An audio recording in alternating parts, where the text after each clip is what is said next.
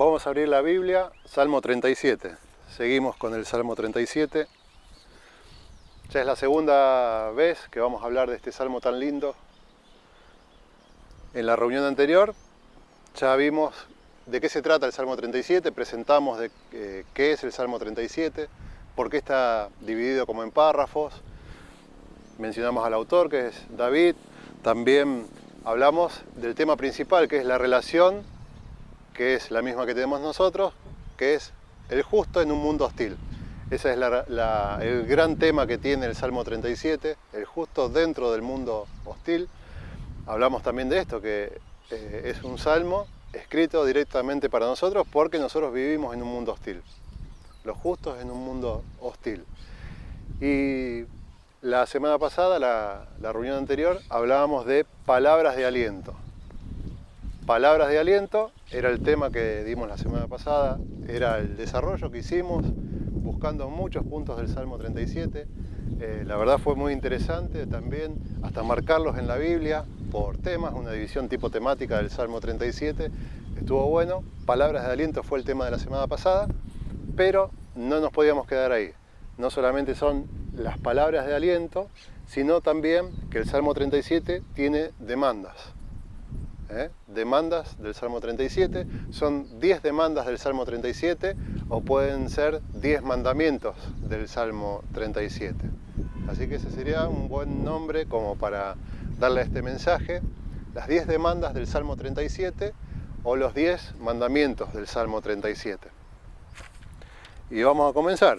Otra vez, yo asumo que lo volvieron a leer al Salmo durante la semana, ¿sí? Bueno, bien.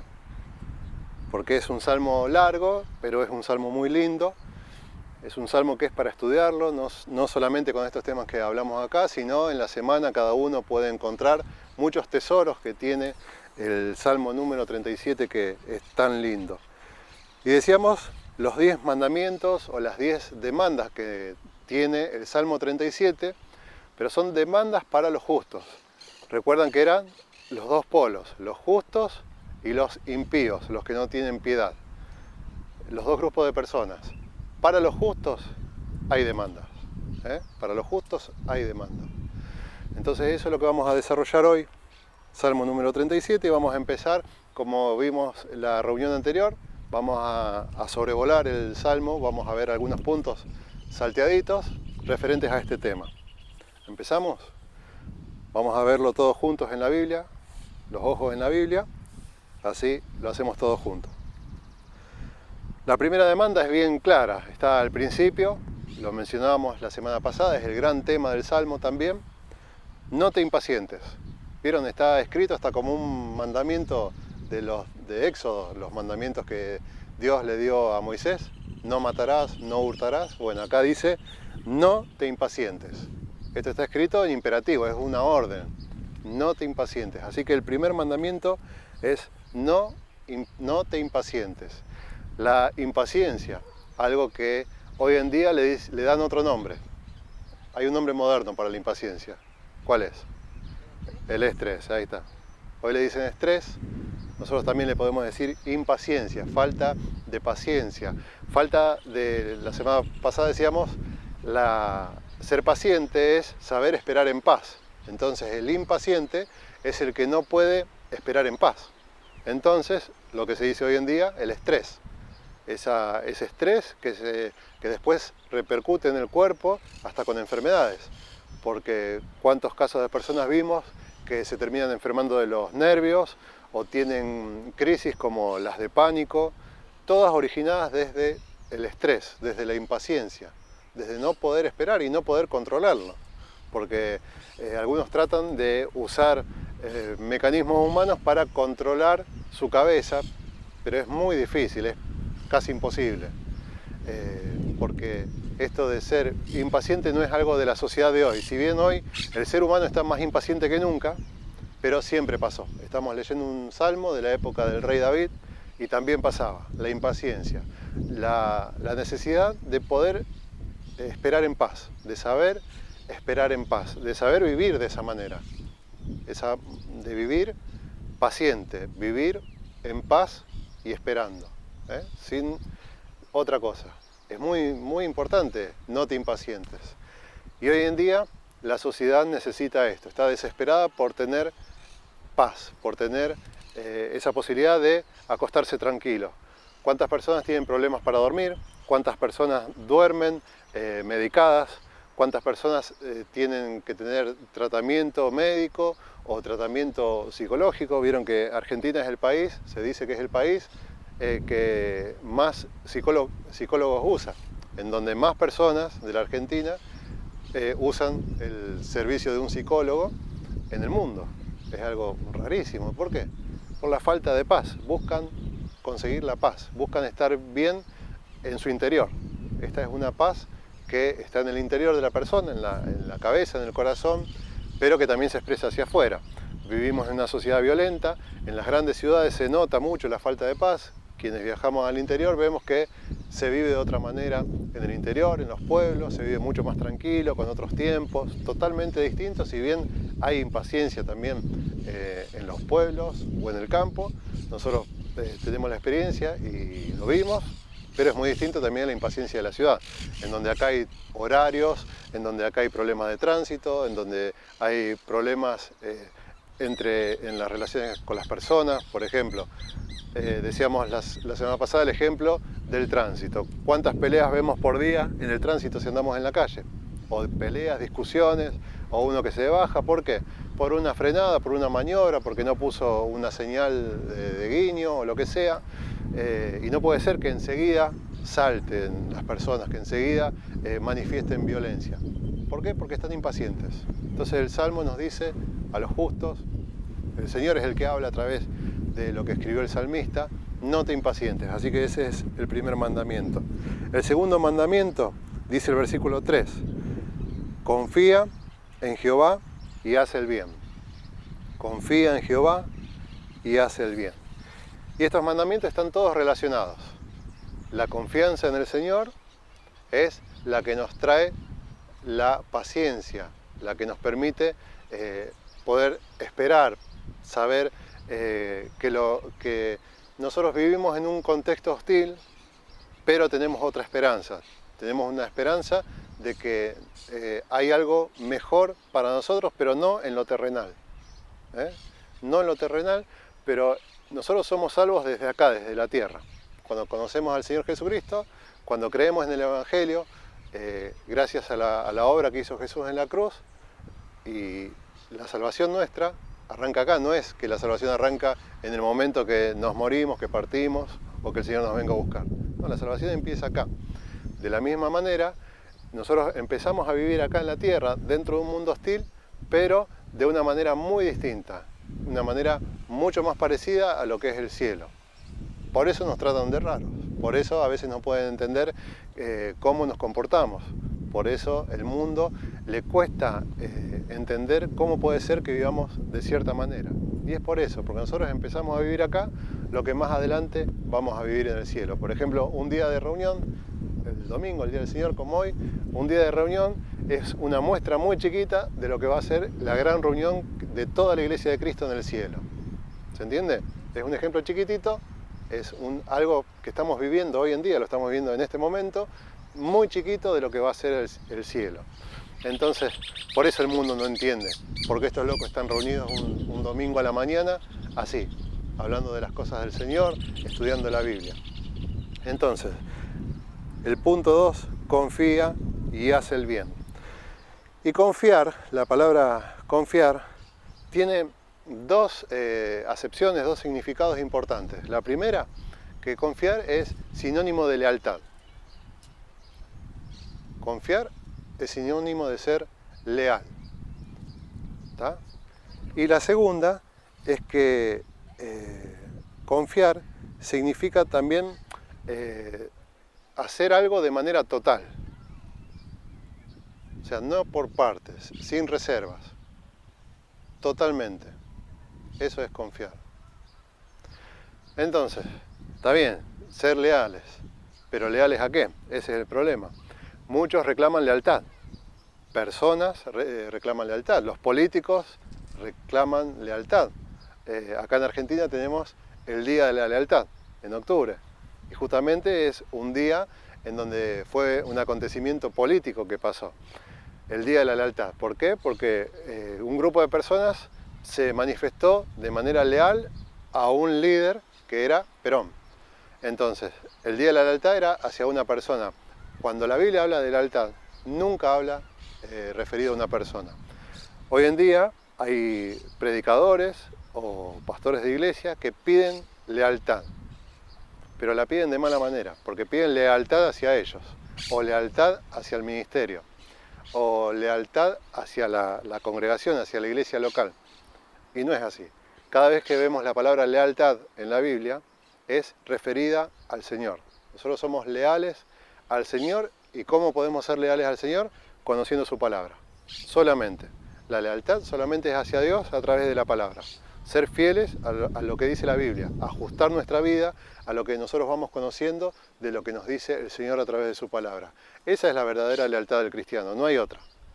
Ni a personas, ni a organizaciones, ni a denominaciones, a nada. Ni en el mundo, ni dentro de las iglesias. La única lealtad es la lealtad hacia el Señor y solamente es a través de su palabra. Por eso su palabra no cambia. Por eso esto es un documento, es un testamento. No cambia, es la ley, nosotros nos ajustamos a esto. El punto de encuentro de nuestra lealtad es la palabra. Yo no voy a ser leales a ustedes directamente, yo voy a ser leal a la palabra, ustedes van a ser leal a la palabra, entonces el denominador común es la palabra, entonces somos leales entre nosotros. Yo nunca les voy a pedir ser leales a mí, ni yo voy a ser leales a ustedes personalmente, sino en la iglesia funciona así, somos leales a la palabra. Entonces nuestro punto de encuentro es la palabra. Entonces ahí todos coincidimos y nadie puede meter la cuchara para sacar un beneficio. Exactamente, la unidad que habla de la Biblia es la palabra. O sea, el punto de encuentro, el denominador común, hasta nuestras charlas, nuestros temas, nuestras preocupaciones y la manera de enfrentar también los problemas o las cosas buenas siempre es a través de la palabra, no a través de nosotros con nosotros. No son relaciones personales, sino la iglesia es un grupo de personas relacionadas con Dios.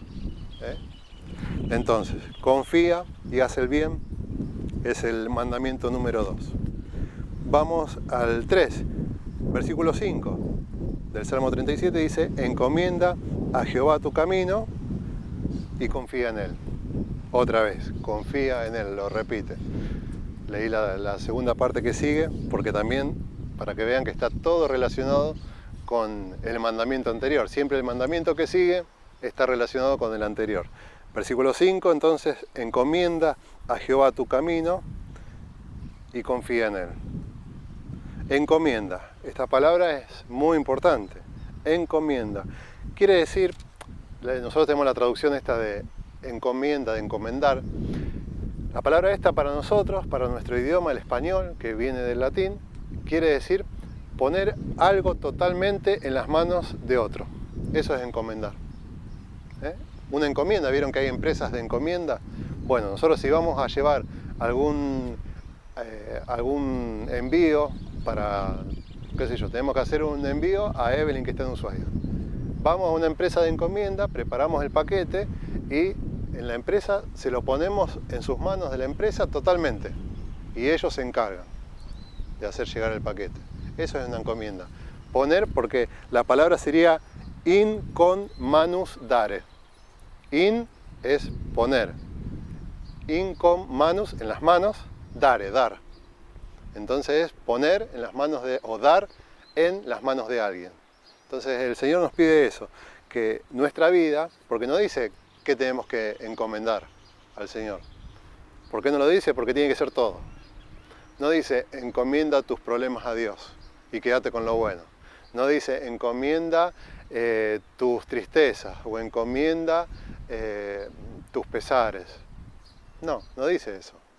Dice encomienda y es todo. Ahí incluye todo. Las cosas buenas, las malas, lo que es cotidiano, las cosas complicadas, todo lo que es nuestra vida terrenal, todo tiene que estar en las manos del Señor. Ponerlas en las manos del Señor totalmente, porque la encomienda no funciona si en el paquete nos olvidamos de poner algo. De la misma manera es este ejemplo. Todo tiene que estar en la mano del Señor. Todo lo que es nuestra vida tiene que estar en la mano del Señor. Vamos al siguiente. Versículo 7. Dice, guarda silencio ante Jehová y espera en Él. No te alteres. Lo leo otra vez. Guarda silencio ante Jehová y espera en Él.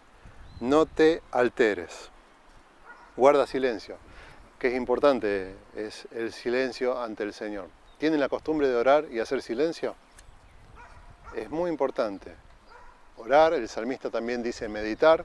Cuando alguien medita, lo está haciendo en silencio, meditar en el buen sentido, digo, no como un ritual, sino en el buen sentido. Orar, leer la Biblia, meditar en el corazón. En la Biblia vemos muchos ejemplos de esta palabrita, meditar, que a veces queda en el olvido. Leemos, oramos hablando nosotros y nada más. Y es muy importante lo que dice acá, guarda silencio ante Jehová. Y otra vez, no te alteres, lo repite. Está llamando a estar tranquilo. El Salmo este siempre nos lleva a esto de estar tranquilo. No te alteres.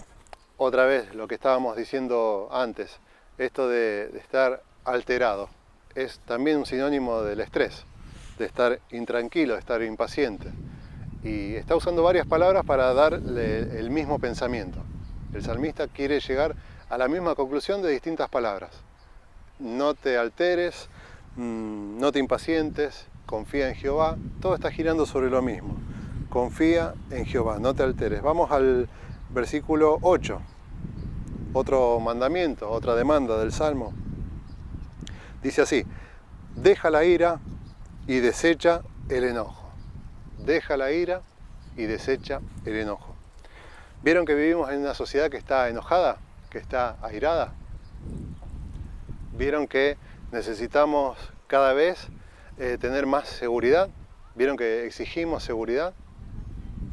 ¿Vieron que cada vez estamos buscando que las fuerzas del orden del Estado nos cuiden? Necesitamos presencia de policía, necesitamos estar cuidados cuando estamos reunidos así, vemos que alrededor nuestro haya alguien que nos esté cuidando. ¿Por qué pasa eso? O las marchas, bueno, ¿por qué pasa eso? Porque el mundo está, como dice el versículo 8, con ira y con enojo. Entonces el Señor nos pide a los justos, deja la ira, desecha el enojo. Deja la ira, desecha el enojo. Vivimos en una sociedad violenta, más que nunca. Vivimos justamente en un tiempo que se lo conoce como el siglo que se lo conoció, el siglo pasado como el siglo de las guerras, en donde la violencia fue extrema, en donde nunca en la historia hubo tantas armas de destrucción que crearon las personas para destruir a las personas. O sea, es inevitable. Está hablando de eso, de ese tipo de violencia. Violencia con las armas, pero también violencia física. Últimamente el noticiero es todo el tiempo violencia, violencia, y cada vez más violencia entre las personas, entre ladrones y víctimas, pero hoy en día, y esta semana lo estuvimos viendo, entre padres contra los hijos. ¿Me escucharon? Terrible, terrible lo que pasó. Violencia, pero una violencia espantosa entre la madre y su hijo. Y no fue un caso solo. Entonces, ¿qué pasa? El mundo está cada vez con más ira y con más enojo. Este caso es terrible, no lo quiero ni comentar porque es espantoso. Todos sabemos de qué estoy hablando, pero es espantoso. El extremo, una mamá contra su propio hijo, con ira, con enojo. Y vivimos en un mundo así, esa es solamente una muestra y ese es un caso que se dio a conocer. Pero ¿cuántos casos hay? Cerca nuestro seguro conocemos casos de violencia, posiblemente no tan así, tan extremo, pero casos de violencia entre la familia, dentro de la familia, entre el esposo y la esposa, entre los hijos contra los padres, y también eso que está en la familia sale a la sociedad. Un mundo lleno de ira y lleno de enojo. Entonces el versículo 8 era, deja la ira, desecha el enojo. Vamos al siguiente mandamiento, también en el 8. Dice, no te excites en manera alguna a hacer lo malo. Y claro, también tiene la relación con el anterior. ¿Por qué? Porque si estamos enojados o con ira, lo primero que queremos hacer es hacer lo malo. Nos violentamos nosotros también. Cuando estamos enojados o airados, lo primero que queremos hacer es hacer lo malo. Entonces el Señor nos dice clarísimo, ahí nomás, el mandamiento siguiente, la orden siguiente, la demanda que tiene el Salmo 37 es dejar la ira, desechar el enojo e inmediatamente no te excites a hacer lo malo. Ahí lo resumí, no te excites a hacer lo malo. No busques de hacer lo malo, no busques de devolver lo que supuestamente te están haciendo, lo que vos sentís que te están haciendo. No lo hagas, está prohibido, no lo hagas, no te excites a hacer lo malo. Vamos a seguir avanzando en el Salmo. Vamos al versículo 27, también está totalmente relacionado. Versículo 27, yo lo tengo a la vuelta de mi Biblia. Dice así: apártate del mal y haz el bien. Apártate del mal y haz el bien. Otra vez, relacionado con el anterior. No hagas lo malo, deja la ira y el enojo, y para confirmar todo esto, apártate del mal y haz el bien. ¿Qué quiere decir? Son dos cosas. Primero, apartarse del mal, pero no apartarse y no hacer nada. Porque están las tres opciones. Vos podés hacer el mal, hacer el bien o no hacer nada. Pero el Señor elimina la opción de no hacer nada. De las tres opciones, yo puedo hacer el bien, hacer el mal o no hacer nada, ser indiferente. La última opción, el Señor la elimina. Y nos dice, apártate del mal, el mal no está, pero haz el bien. Porque muchas personas dicen, yo no le hago mal a nadie. Y eso es la tercera opción, es la indiferencia.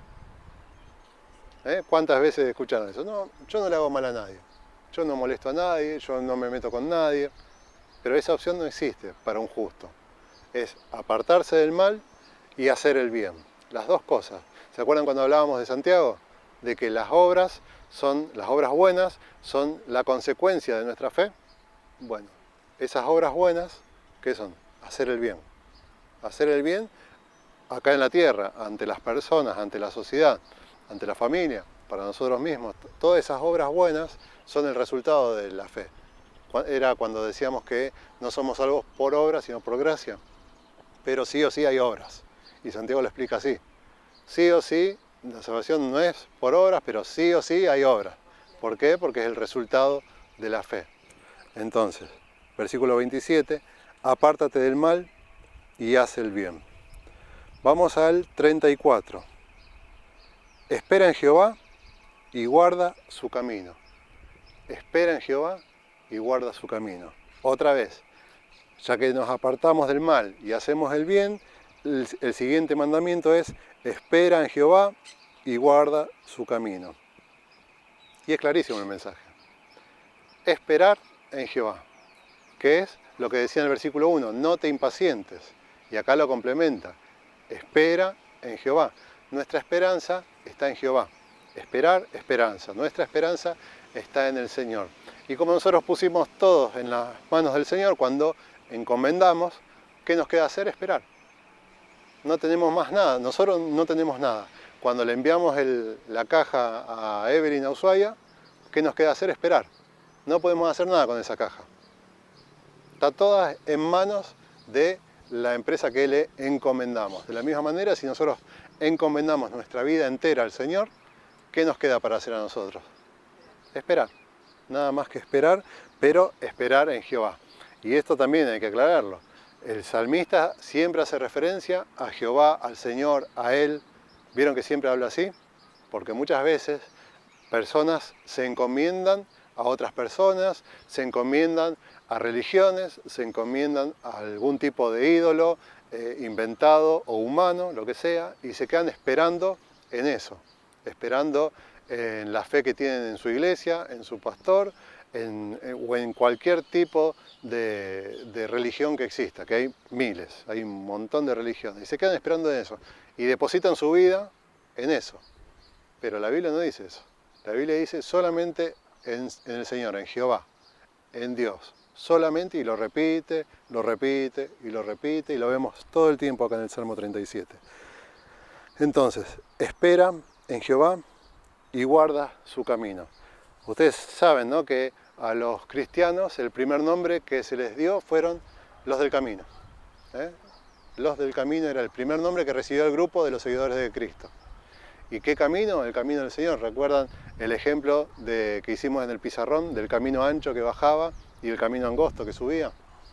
Ese es el camino. El camino nuestro es el angosto, el camino que traza el Señor gracias a la obra de Jesucristo, y que ahora que nosotros pasamos por la cruz, todos estamos recorriendo ese camino angosto, la puerta estrecha del camino angosto que nos lleva al cielo. Estamos en un viaje en donde viajamos de a grupos. Entonces, todos nosotros que somos la iglesia local estamos recorriendo este camino angosto. Entonces, encomienda a Jehová tu camino. ¿Cuál camino? Ese camino. Y también el camino diario. Cada uno de nosotros terminamos la reunión y va para su casa, hace sus cosas. Hoy es domingo, durante la semana arranca el lunes, cada uno tiene su actividad, sus trabajos, sus cosas que hacer en la casa, su familia. Ese también es el camino de cada uno. Entonces, ese también, encomendado al Señor, a Jehová. Encomienda a Jehová tu camino. Y a mí me gusta, ya vamos a llegar al final, al último mandamiento, pero me gusta cómo David, el salmista, se pone él como testigo. Él está escribiendo palabras del Señor. Él en el Salmo está escribiendo palabras de Jehová. Pero a la vez, él también, David, se pone como un testigo. Y él se pone un testigo haciendo una vista de los dos grupos de personas, de los dos bandos, los justos y los impíos. Versículos 35 y 36 vamos a ver. 35 y 36. Acá habla David, por eso dice, vi yo. Ese yo es David. Entonces dice, vi yo al impío. David nos va a hablar del grupo de los impíos. Vi yo al impío sumamente enaltecido y que se extendía como un laurel verde. ¿Vieron cómo es la planta de laurel? Justamente nuestra vecina estuvo podando la planta de laurel y son bravas. Nosotros teníamos en casa también, y la planta cuando crece, el laurel cuando se va, es brava. ¿Vieron cómo crece? Y dice que lo vio como se extendía como un laurel verde. Por todos lados salía. ¿Quién? El impío sumamente enaltecido. Versículo 36. Pero él pasó y aquí ya no estaba. De esto hablamos la semana pasada. Va a haber un juicio, hay una consecuencia para el impío. Y acá lo pone con este ejemplo. Pero él pasó y aquí ya no estaba. Lo busqué y no fue hallado. La consecuencia, otra vez, la consecuencia de los impíos. La consecuencia no nos corresponde a nosotros, la consecuencia del impío. No estamos en guerra contra el impío, porque eso es del Señor, la justicia es del Señor, nada más. Pero David nos dice, nos cuenta como si fuera el final de la historia. Está hablando de una manera, con un ejemplo, pero está hablando de lo que es el juicio, de que va a haber un juicio, de que como Dios, decíamos la reunión anterior, como Dios es amor, lo decíamos basado en este salmo, como Dios es amor, Dios es justo. Entonces, cuando pasó la justicia, David dice, yo lo vi al impío que brotaba como la planta de laurel, pero después lo busqué y no estaba. ¿Por qué? Porque pasó el juicio de Dios. Entonces, David nos muestra cómo es la consecuencia del impío. Pero también David se pone él mismo como ejemplo, como testigo, y en el versículo 25 habla y dice así, joven fui y he envejecido, y no he visto justo desamparado, ni su descendencia que mendigue pan. Él se pone como un testigo de muchos años, como un viejo testigo.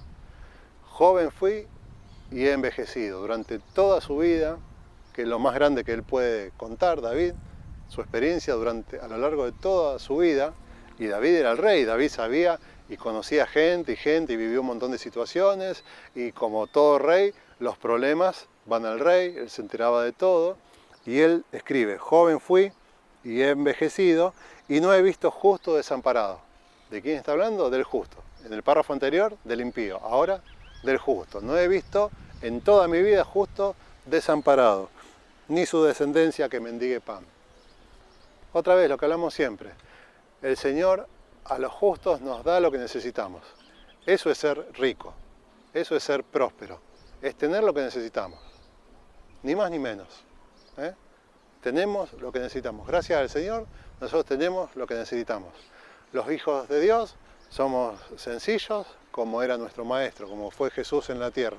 Somos humildes, como fue Jesús en la tierra.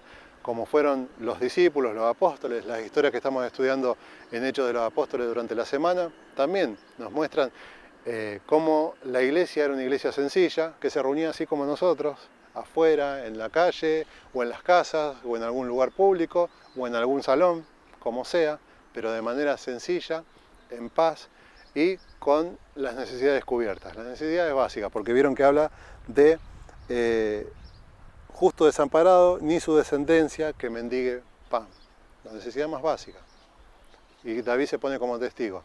Los justos, nunca vi uno que tenga una necesidad extrema, nunca lo vi, ninguno queda desamparado de la mano del Señor. Y esa es nuestra esperanza. Entonces me gusta cómo David se pone él mismo como testigo para hablar de los dos temas, del justo y de los impíos. Y para terminar el último mandamiento, vamos al versículo 37. Dice así: considera al íntegro y mira al justo. Considera al íntegro y mira al justo. Este mandamiento a veces parece más suave que el resto, pero es muy importante, porque es lo que hizo David. Yo vi a los justos durante toda mi vida y noté esto.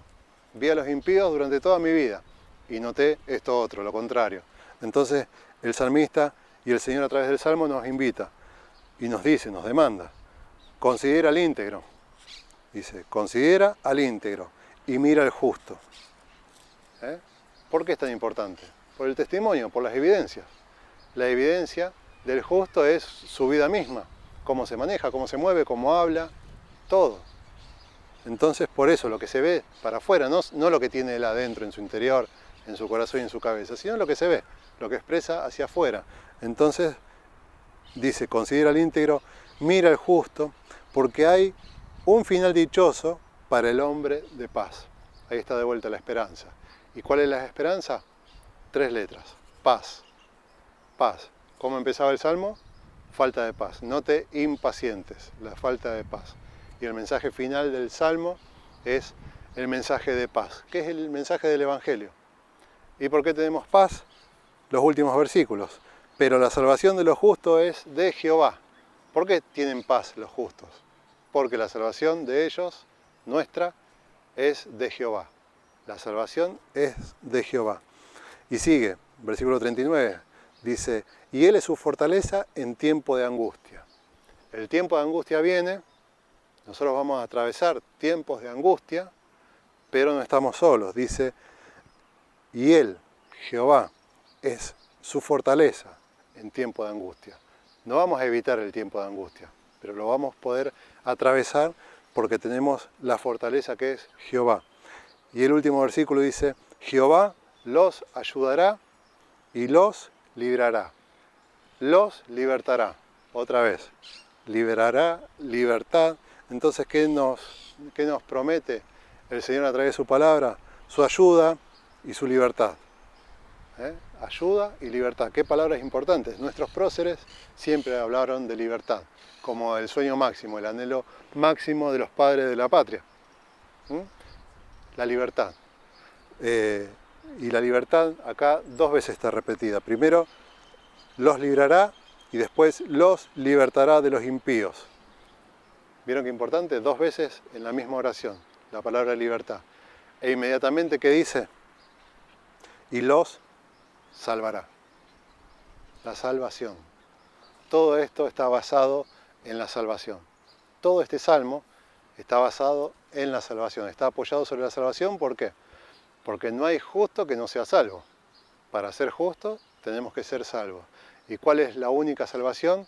La cruz de Cristo, la obra de Jesucristo en la cruz. Creer en lo que Jesús hizo, creer en todo lo que es el Evangelio. ¿Cuántas veces hablamos del Evangelio? Que Cristo vino al mundo, ¿por qué? Porque nosotros pecamos. Cristo vino al mundo, padeció, murió, fue sepultado, resucitó, como decía las Escrituras. Lo que dice Corintios 15, lo que repite siempre Lucas. Ese es el Evangelio. Nosotros somos salvos solamente por gracia, es algo inmerecido, gracias a lo que hizo Jesucristo en la cruz. Cristo vino al mundo a morir en nuestro lugar por nuestras culpas. Y eso es la salvación. Dice, los libertará de los impíos y los salvará por cuanto en Él esperaron. ¿Estamos esperando en el Señor? Nosotros esperamos cada día en el Señor. Lo esperamos y lo recibimos cada día, porque todos los días vemos cómo el Señor se muestra en nuestra vida, en nuestra vida diaria, en nuestro diario vivir.